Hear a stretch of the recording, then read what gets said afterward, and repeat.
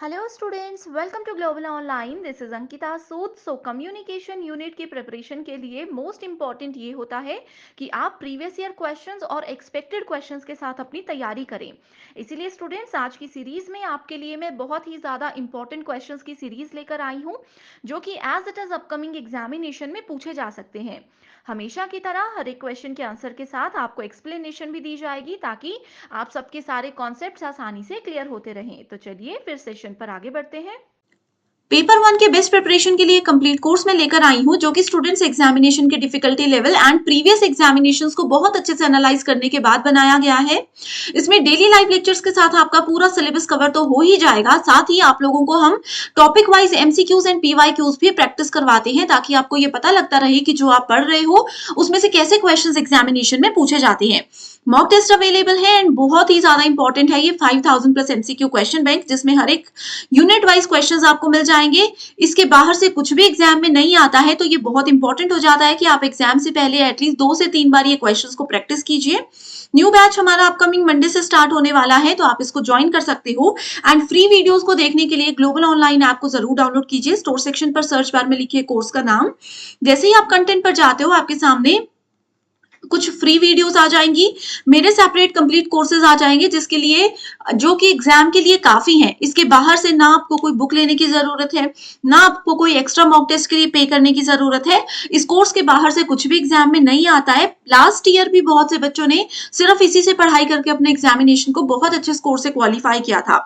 PYQs आप देख सकते हो, पीडीएफ एंड वीडियो सॉल्यूशन आपको मिल जाते हैं। इसमें आपके स्टेट के साथ साथ बाकी के स्टेट्स के जो क्वेश्चन पेपर्स हैं वो भी आपको मिल जाएंगे, ताकि आप लोगों की बहुत अच्छे से प्रैक्टिस भी होती रहे। आप सभी स्टूडेंट्स इस कोर्स को ज्वाइन करने के लिए बस गिवन नंबर्स पर व्हाट्सएप के जरिए कांटेक्ट कर सकते हैं। Which of the following belong to the field of proxemics in communication? So proxemics का मतलब अगर पता है तो ये क्वेश्चन बहुत इजी है। So proxemics बेसिकली कम्युनिकेशन का ही एक इम्पॉर्टेंट टाइप होता है, जो कि आपका नॉन वर्बल कम्युनिकेशन के अंदर आता है। नॉन वर्बल कम्युनिकेशन क्या होता है? जिसमें हम किसी भी तरीके के रिटन या ओरल या वर्ड्स का इस्तेमाल नहीं करते हैं। ओके, सो प्रोक्सीमिक्स बेसिकली आपका स्टडी ऑफ स्पेस कहलाता है। Study of space. अब ये स्पेस वो ब्रह्मांड और ये सब टाइप का स्पेस मैं नहीं कह रही हूँ। स्पेस का मतलब है जैसे भीड़ भाड़ में भी मैं अपना एक स्पेस चाहती हूँ, ठीक है, या सोशल सिचुएशन मेरे पास एक है, तो मैं उसमें कैसे अपने आप को मेंटेन रखती हूँ, वो सब चीजें आपकी प्रोक्सीमिक्स के अंदर आती है। तो फेशियल एक्सप्रेशंस इसके अंदर नहीं आएंगे, तो ऑप्शन नंबर ए जहां पर है उसको हम एलिमिनेट कर देते हैं, आसान हो जाएगा आंसर ढूंढना।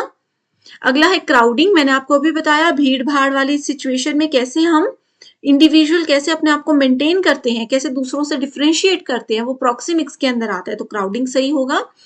अगला इजी ऑप्शंस पर पहले जाएंगे। Eye contact. आई कांटेक्ट आपका नॉन वर्बल तो होता है, लेकिन ये प्रोक्सीमिक्स नहीं होता है, तो इसको भी हम एलिमिनेट कर देंगे। तो ऑप्शन नंबर ई कहाँ है? यहाँ पर है, तो इसको हमने एलिमिनेट कर दिया। देखिए, तो इससे ऑटोमेटिकली हम क्या हुए? सही आंसर तक पहुंच गए, that is option number 2। Territoriality जो है ये भी आपका प्रोक्सीमिक्स है। एंड पर्सनल स्पेस, व्यक्तिगत स्थान भी पर्सनल स्पेस के अंदर ही आता है। ओके, तो सही आंसर है ऑप्शन नंबर 2।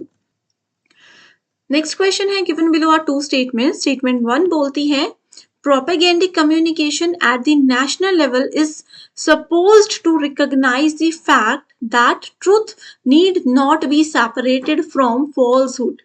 ओके, तो सबसे पहले, बाकी स्टेटमेंट को बाद में पढ़ेंगे, सबसे पहले आपको बताती हूँ कि प्रोपेगेंडिक कम्युनिकेशन होता क्या है। अच्छा, ओके, सो प्रोपेगेंडिक कम्युनिकेशन बेसिकली एक प्रेरक संदेश रणनीति इसको बोला जाता है। ये एक मैसेजिंग स्ट्रेटेजी होती है।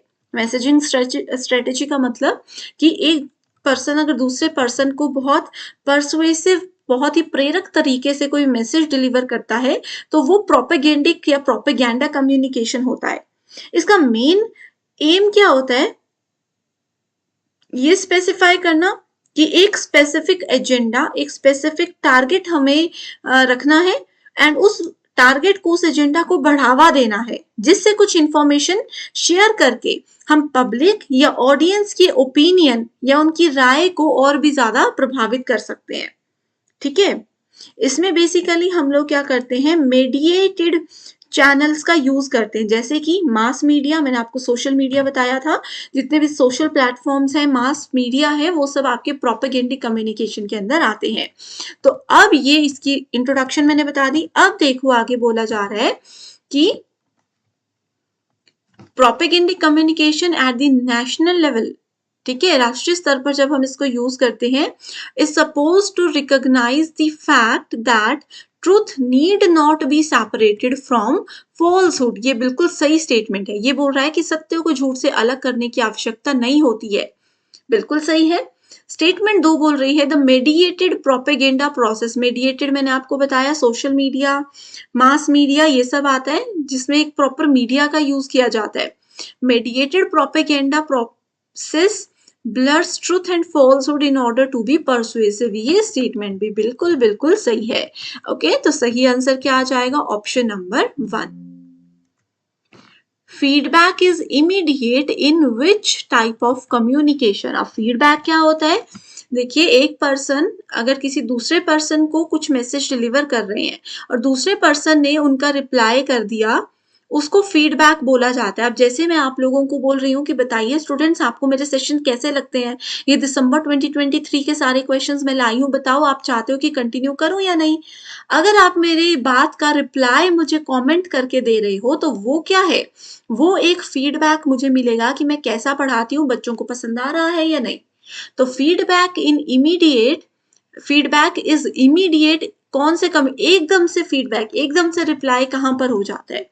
ठीक है, प्रिंट में, प्रिंट मीडिया में नहीं होता एकदम से फीडबैक। ब्रॉडकास्ट, जैसे न्यूज आती है, एक जगह एक पर्सन मैसेज डिलीवर कर रहा है और एक लार्ज ऑडियंस उसको एक साथ सुन रही है, ब्रॉडकास्ट में भी आप फीडबैक दे सकते हो, नहीं दे सकते हो। टॉप डाउन, ये तो कोई लॉजिकल स्टेटमेंट ही नहीं है।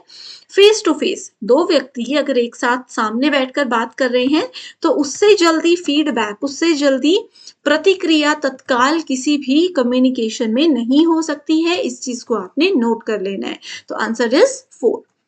Which of the following provide immediate and quick feedback. ये क्वेश्चन भी देखिए सिमिलर है, ठीक है।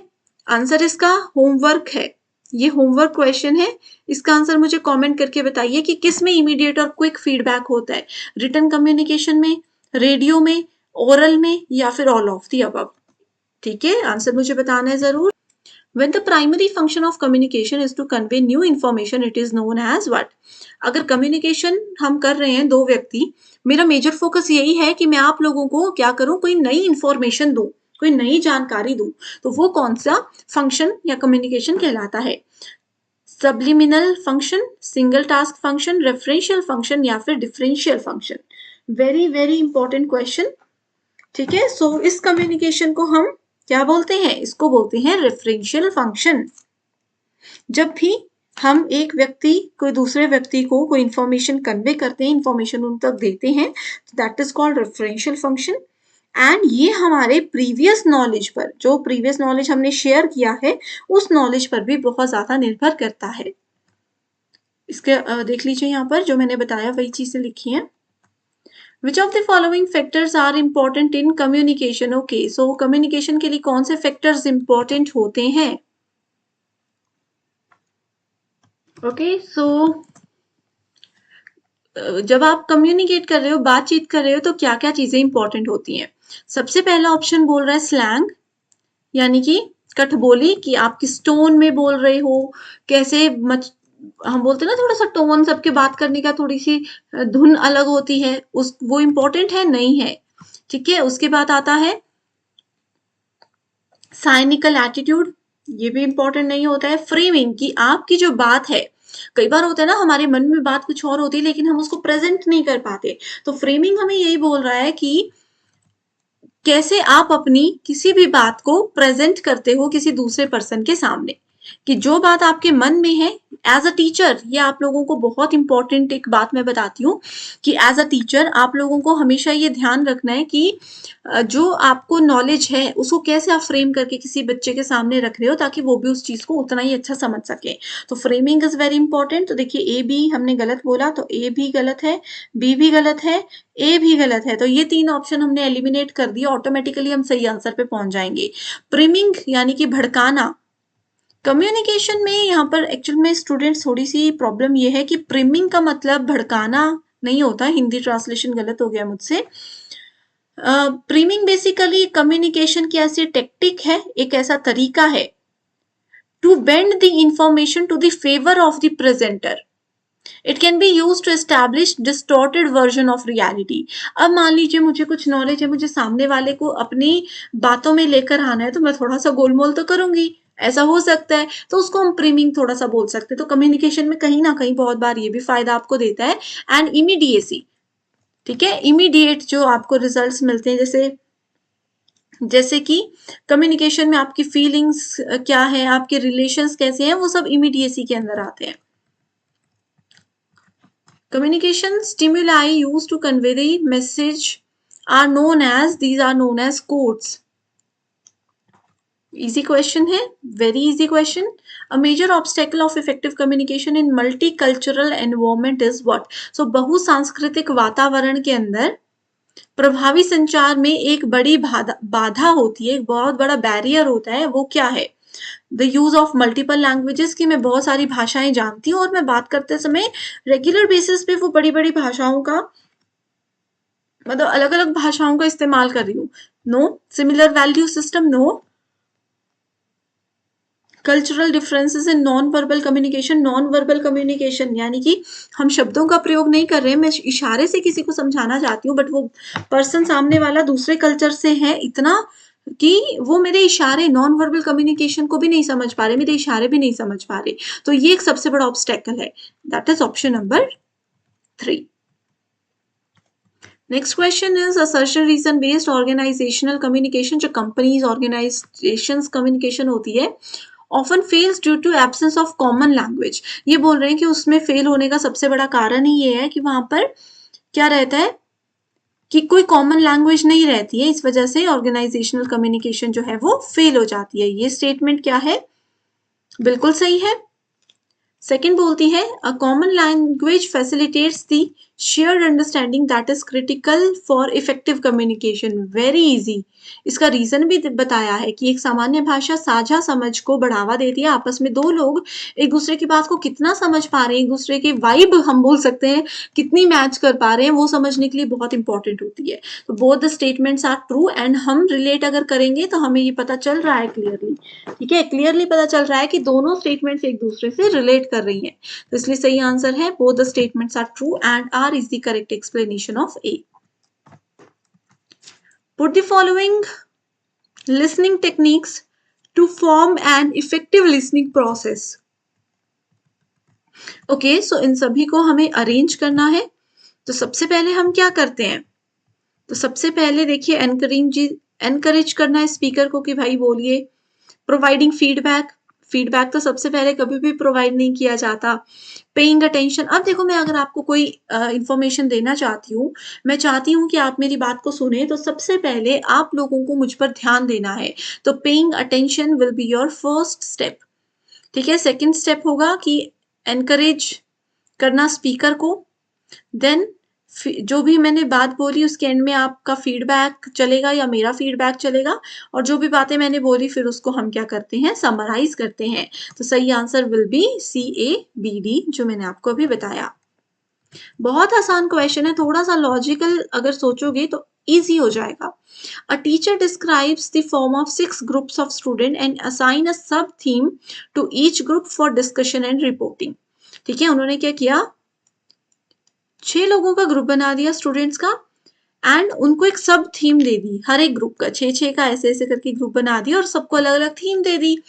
उस पे उनको आपस में डिस्कशन भी करना है, फिर उसके बाद टीचर को उसकी रिपोर्ट भी सबमिट करनी है। Which kind of communication model will be best, इसमें कौन सा कम्युनिकेशन मॉडल बेस्ट होगा, ट्रांजैक्शनल, इंटरेक्शनल, हॉरिजॉन्टल या फिर लीनियर। सो इस क्वेश्चन में सबसे सही आंसर हमें लग रहा है ट्रांजैक्शनल, ठीक है, कि सबको बोलने का अधिकार है, सब लोगों का ट्रांजैक्शन होगा, मतलब कोई पर्सन बोल रहा है तो उन्हीं के ग्रुप का कोई दूसरा पर्सन उसका फीडबैक भी देगा, फिर तीसरा पर्सन हो सकता है उन दोनों की बातों और फीडबैक को लेकर कोई तीसरी पॉइंट को रेज कर दे, तो ये सब ट्रांजैक्शनल के अंदर आता है, जो कि इस क्वेश्चन के लिए बिल्कुल बिल्कुल सही आंसर है।